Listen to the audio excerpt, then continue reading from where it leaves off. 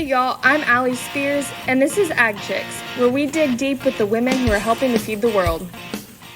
So today I'm sitting down with Niki Wente, and I am so excited to chat with another local Californian and get to know a little bit more about what you do in the facet of the agriculture industry that you're involved in. So Niki, if you would not mind telling our listeners a little bit about yourself to get things rolling today. Yeah, absolutely. Thank you so much for having me. I am a fifth generation wine grower. Our family has been growing grapes and making wine since 1883, and my current role with the family business is Director of Vineyard Operations. So I manage all of our vineyard land as well as our fallow land, which we have quite a bit of fallow land as a part of our agricultural business. So it's a lot of fun, and I have a really great team that I work with that helps me get the day-to-day job done, which is also really important. Yeah. And so let's back up a little bit. What like growing up, did you know that you always kind of wanted to be involved in the family business, or how did you kind of get to that point? Yeah, so I think I'm like one of the only family members that knew from the very beginning that I wanted to be in the business. My dad was in charge of our vineyard land before me, and so growing up and watching him in the vineyards and having him take me out on the tractor with him and go on horseback rides through our vineyards, I just really fell in love with the idea of being able to utilize my very math and science driven mind and my excess of energy that I could be outdoors for a career. So from a very young age, I was like, I'm going to be in vineyards. I'm going to pursue this as a career. I want to follow in my dad's footsteps. So I've had a very focused education path. I went to Cal Poly San Luis Obispo and studied wine and viticulture. Um, so very focused on my end goal of being in charge of vineyard operations from the beginning. And then in terms of the agriculture side of things, obviously you were involved in the day-to-day business of kind of being involved in a winery and a vineyard. But what did you do anything in terms of like 4-H and FFA, or was it purely kind of your on the farm experience that kind of got you connected to ag? It was my on the farm experience that got me connected to ag. My dad did a lot of different programs when he was a kid. So he did the 4-H and FFA and all of those different things as he was growing up. And he decided to have us more heavily involved in sports. Hmm. And a lot of what we do as kids is what our parents put us into, right? Like I Right. didn't really have a choice. I didn't know there were other options. Looking back, I always like kind of kick my dad. I'm like, why didn't you let me get involved in FFA or 4-H? Like that would have been really cool experience, and maybe I would have been interested in, also taking over our cattle operation because we have a small cattle operation as well um, in the family business portfolio. And he always says, I always was forced to do everything that my parents wanted me to do. So I just wanted you to do the things that I loved. And I always loved sports. So I figured you guys would love them.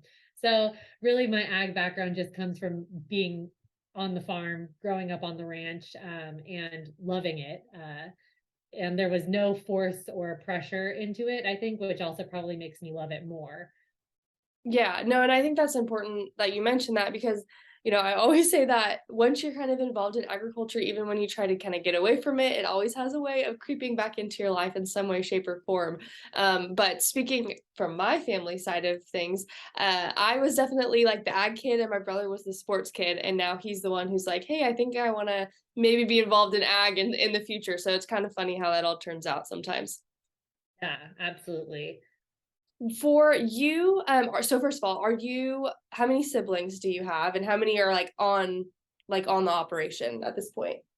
Yeah, so I have two sisters, Okay. and then I have three cousins. So we all kind of manage the business together, plus our parents. So there's right now in our business, there's five in the fifth generation and three in the fourth generation that are currently working day to day on our business. But I am one of two in our entire family that are currently working in ag, just Okay. me and my cousin. Okay. Very cool. So how has that kind of, sometimes working with family can be interesting, but how has kind of your experience been in regards to all of that? Working with my family actually is sort of a joy. And I Yeah, know like we don't always get along, we don't always agree, but I think it's that mutual respect in the background that like we know we're not always going to get along and not always going to agree, which makes you kind of take anything personal out of it. And it's more like, okay, they're not attacking me as a person, they're just not agreeing with my position. right. And that really helps us to, continue to be excited about coming to work together. We also have all like kind of picked our own path. And the wine industry, I mean, every industry is this way, I think, in small bits, but the wine industry is really fun that it has, agriculture, it has science, it has marketing, it has IT, it has sales, it has, the whole breadth of, if you want a really corporate job, you can find that in the wine industry. And if you want a very ag based job, you can find it in the wine industry. So we've all kind of picked our own little swim lanes, and none of us really overlapped all that much. Like the only person I really overlap with in my day to day is my cousin, who's the chief operating officer, because he's in charge of all of our operations. So I report into him as I manage our farming operation. Um, but all of my siblings work elsewhere. They work in marketing and sales and hospitality. So that makes it really easy to kind of get along really well and be able to support each other rather than butt heads because we're going after, the same role or trying to figure out how to create a product together. That's not really what we do. Right. No, and I love that you say that too, because I think sometimes we get caught up in, oh, I want to be in agriculture, that means I'm going to be a farmer. But there's so many different ways to be connected to the industry. And I mean, you just highlighted how it's a business, right? So you need all the different aspects of what makes up a business. It just has to do with ag. So thank you for sharing that, because I think that that is important to remind people when they are thinking about, how do I fit into this and how do I fit into my family's operation too? When I have an interest in marketing, but we have a cattle operation. Well, you still need marketing in cattle or whatever it may be. Right. So yeah, so thank you for highlighting that, because I think that's important. But then also, the generational kind of change that is occurring too. How has that kind of been? How has that played out on y'all's in your all's business in terms of? I think it's great to have the generation before you to be able to learn and have conversations with, but then also sometimes there can be that new fresh perspective. How has that gone for y'all's kind of business?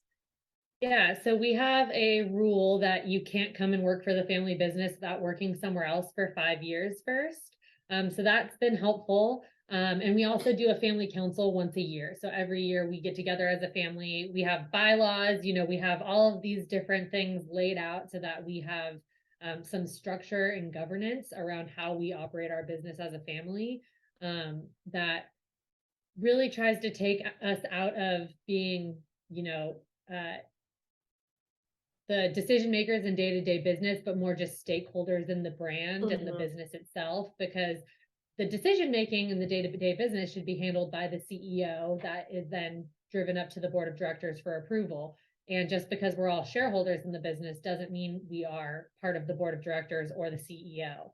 Right. So having those family council meetings has really helped us to, stay involved in the business, stay really up to date with what's going on in our surrounding businesses, but keeps us moving forward as a family and understanding that the fourth generation is passing over the reins, and they have a lot of trust in us because we have all of these guidelines and boundaries set up for us to succeed. And I think it's probably really hard for the fourth generation to let go of the reins. And I can't imagine giving up the reins right now to like my daughter. Like that Yeah. would be crazy. Right. But I think as they have seen us working more and more, like my cousin Carl is now on, I think, his 20th year working for the business. So they've had a lot of time to watch Carl grow and develop into the role that he is today, and trust that he has a really good head on his shoulders to direct our business in the right direction. And I think my dad has, for me, I'm on my 6th year at the business, so they're slowly handing over more and more, as they can see us working and getting in our groove. And I think the fourth generation definitely has a good understanding that things are going to be so different for us than they were for them. Technology is different. The way that people work is different. The way people communicate is different. So they're kind of trusting us to understand the future a little bit better than they do because they've been in a different generation than us. Overall, I think it's been a really smooth transition. And a lot of that has to do with just like that constant making sure that we have the right guidelines and boundaries to keep us on the right path that everyone agrees with going forward.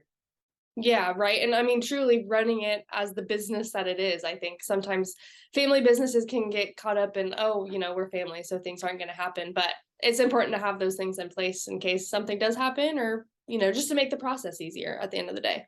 Right. And you mentioned technology, and that is something I would like to touch on. How have things changed? And I don't know, I'm sure over your lifetime, but especially maybe since your dad's, how have things changed on how you guys do things because of the new technology within the industry? Yeah. So, I mean, like everything was paper for the Yeah. longest time. So transitioning from paper to not paper was like a huge step for us. And then going to the cloud was like another huge step. But I think the biggest thing is how we can improve our farming techniques through technology, at least Hmm. for me specifically. So putting out, sat flow sensors that are monitoring how much water is going into the plant so that I can keep track of when the vines are actually thirsty. Um, we have evapotranspiration sensors that are basically monitoring how much water is escaping through the leaves, so that I can see how much the plant is actually processing that water, if it needs more, if it doesn't. We have a lot of AI in our vineyards now. We're using smart tractors these days as well. We have sensors that are looking at the uh, thickness of all of our shoots to see how much fertilization we need and if our fertilization strategy is working. We are really just focused on how can we be better for the environment while continuing to farm to our quality standard levels. So just a full sustainable outlook, and technology really does play a huge role in that. And every day I swear there's a new technology coming out that is trying to help me precision farm. So it's also a lot of sorting through the calls and making sure I'm getting on the phone with the right people, because there's so many people out there now doing ag tech, which is great. It's Yeah. been an undervalued segment of the tech industry for too long. So I'm so glad it's getting a lot more popular, but there's just a lot right now. Yeah.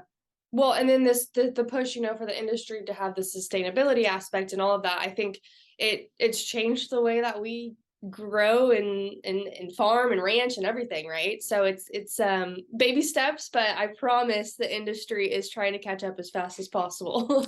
Right. And so for you, like what is this is probably a very complicated question because as I know, no day is the same in agriculture, but what's maybe kind of a day in the life for you, or what does your day-to-day look like right now? Yeah. And you're totally right. No day looks the same, but I think that's why I love my job, is that Yeah. no day looks the same. So, like some days I'm focusing on strategic planning for like our 10 or 20-year plan. Like what kind of grapes do we want in the ground? What's the year rotation that we're going to have them on? Like, are they going to last 30 years or 25 based on area or viral pressure? Lots of different things that can impact grapevines. And then other times I'm working on strategies for our team. Like, how do I see the growth structure of my team members? Who's going to be moving up? Who really is showing that they're a star employee that wants more? Like, how can I get them to the next level? So, a lot of what I do is not just based on agriculture, but also Yeah. based on just people. Hmm. I develop my team to be the best in the nation. That's what we really want, is how can we continue to be the best provider of work, the best supplier of wine, and the best place to work and have your family grow up with us. Um, and like today, I'm working on our budget for next year. So this afternoon, I'll be spending a lot of time looking through budget, making sure that we have all of our farming tiers laid out, that all of our customer blocks that we do some vineyard management for are all laid out, that they have their budget sent off for the year. I'll be focusing a little bit on realigning with our winemakers to make sure that we have the right amount of grape volume going to the different program tiers that we have, because we have wine by the bottle for, you know, anywhere from $15 a bottle all the way up to $120 a bottle. So we have to have the right grapes for each of those programs. And we just finished harvest about 2 weeks ago, or maybe 3 weeks now. But so now is like the perfect time to kind of have a good look backwards and see, you know, what did we do really well? How can we improve? Where did we miss our quality mark, or where did we overshoot? And how can we kind of adjust that back to make sure that we're hitting right on target on all of our different ranches. We farm about 200 different vineyard blocks in Livermore and another 100 in Arroyo, Seco, Monterey. So it's just, and those are varying sizes and acres, but it's just the way we farm them all a little bit differently. So lots to go through, but it really does help when we kind of have that look back after the year's harvest. Yes, and you guys do everything in-house, right? I mean, vine to bottle on the shelf is all of you guys, right? Yep. We are farming all of our grapes ourselves. Awesome. That's so cool. And how many different varieties are you guys at now? We're at 26. Okay. Between Livermore and Monterey. Okay. Wow. That's a lot to keep track of. Yeah. Yes, it is. We used to be at 32. So we're like slowing down a little bit, because it was like here and there, like an acre of this, an acre of that. And I'm like, oh my gosh, no more 1 acre things. Yeah. Too much. Yeah, great. Go big or go home if we're gonna do them, right? Yeah, I need it to be like 15 acres and then I feel better. Yeah. And so, okay, that's kind of my next question too. So for people who are listening maybe and have zero concept of the wine industry, or, you know, anything that we're talking about here, can you maybe break it down from like ground up, like this is how, you know, the grape kind of the process of the grape from the vine to the bottle, and kind of a quick snapshot view? I know there's so much that goes into it, but just kind of a general overview. Yeah.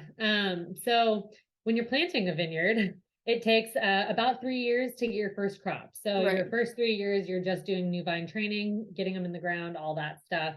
And then once you get that crop, you're gonna start the growth in March. And then throughout the season, May will be right around where you have, so March is bud break. So that's when the growth starts. And then May, you're gonna have bloom. So that's when you actually get your flowering. And then June, you get set. So that's when you actually see the berries. You might see a little veraison in July, but in August, you'll go full into veraison, which is where the grapes turn color. So turn into either green or red. Green, it's harder to tell. They're more like, it turns from green to yellow, I guess you could say. And then red, they start to turn red. And then sparkling harvest usually takes place in August. Sometimes Sauvignon Blanc, some Chardonnays and some Pinot Noirs will come off in August. And then the bigger varieties like Cabernet, Cab Franc, Merlot, those usually come off a little bit later. So maybe late September or October, sometimes into November. In Monterey, weirdly different from the rest of the state, Monterey Chardonnay grows in October, or that's when you pick Chardonnay in Monterey. It's just a late season there for Chardonnay. I put it up to the weather. It's colder region. But yeah, so then when the grapes are ready, you harvest them, and we do a lot of harvest by machine, probably about 70%, and then we do about 30% of our harvest by hand. Right now we have about 3,000 acres planted to vineyard land, 1,000 in Monterey and about 2,000 acres in Livermore.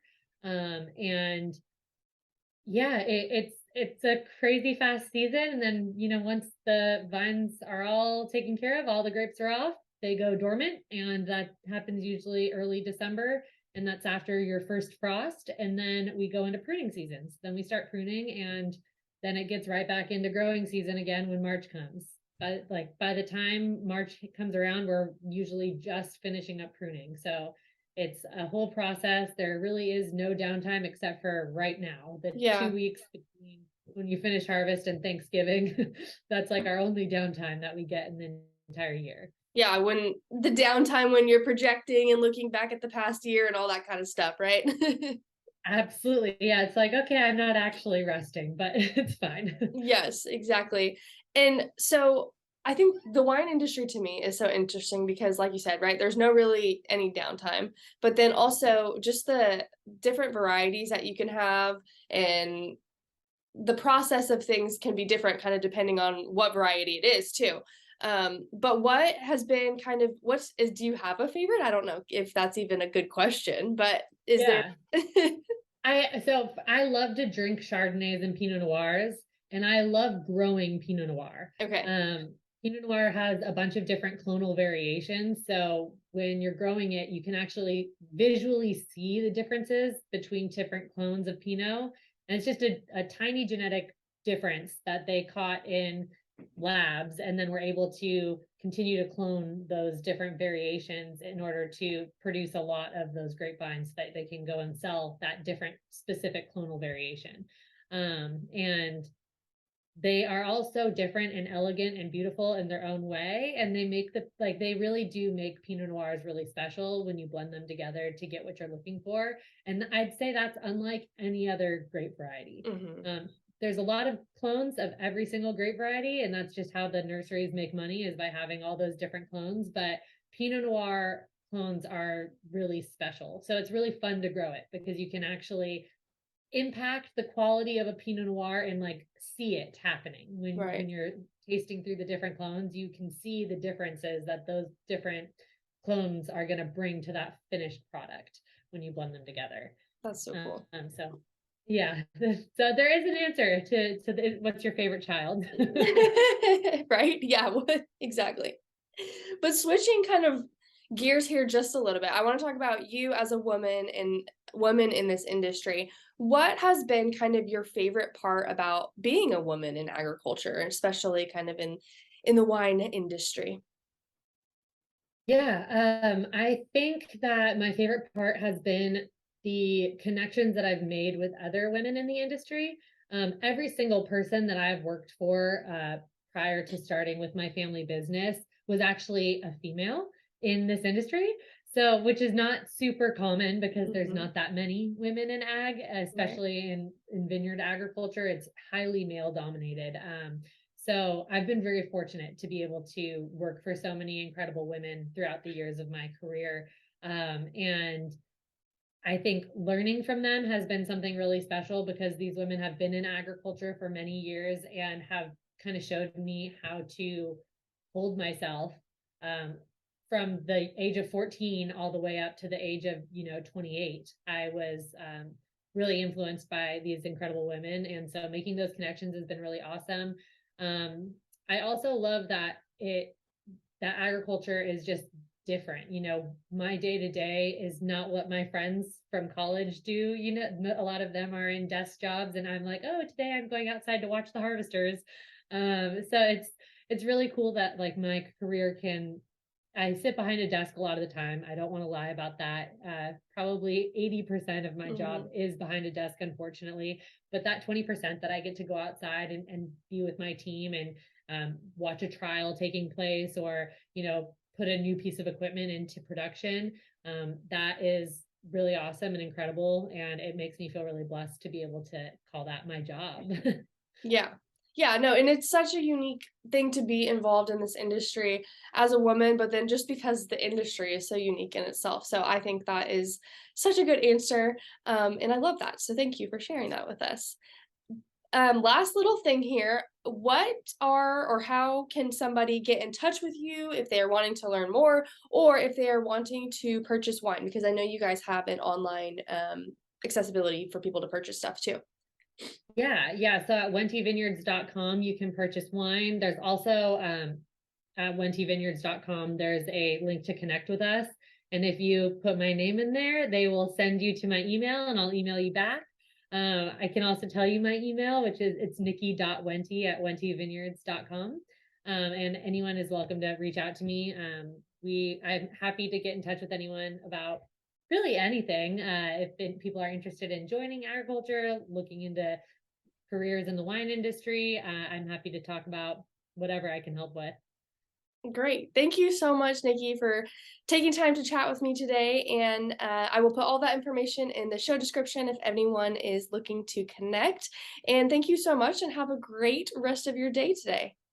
Yeah, thank you so much. I really appreciated getting the chance to talk with you. Thanks for tuning in to this episode of Ag Chicks. Don't forget to follow along on social media @AgChicks on Instagram and Facebook, and that every episode has a visual version on YouTube on the Ag Chicks channel.